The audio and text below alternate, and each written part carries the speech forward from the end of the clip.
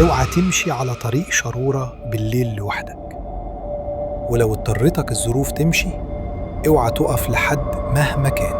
اشترك في القناة واضغط لايك وصل على النبي علشان القصة الجاية يمكن تكون عنك.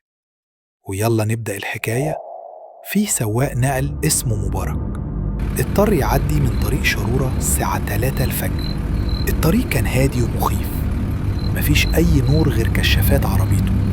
وهو سايق لمح من بعيد ست لابسة أبيض واقفة في نص الطريق. قلبه وقع بس غصب عنه فرمل.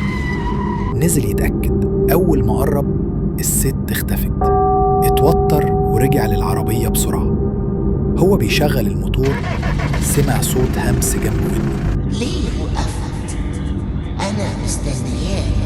إيده اتجمدت، رفع عينه على المراية لقاها قاعدة وراه في الكرسي الخلفي، عينيها سودة وبتضحك ضحكة باردة. صرخ وداس بنزين بأقصى سرعة، لكن كل ما يبص في المراية يلاقيها أقرب وأقرب. فجأة الموتور طفى لوحده في نص الصحراء. مبارك حاول يشغله تاني، عرقه بينزل بغزارة، لكن المرة دي سمع صوتها من الكرسي الأمامي. قلت لك محدش بيرجع من الطريق ده. والأغرب إن من الليلة دي مبارك اختفى هو وعربيته ومحدش شافه تاني. لو كنت مكان مبارك كنت هتوقف ولا كنت هتكمل الطريق؟ قول لنا في التعليقات.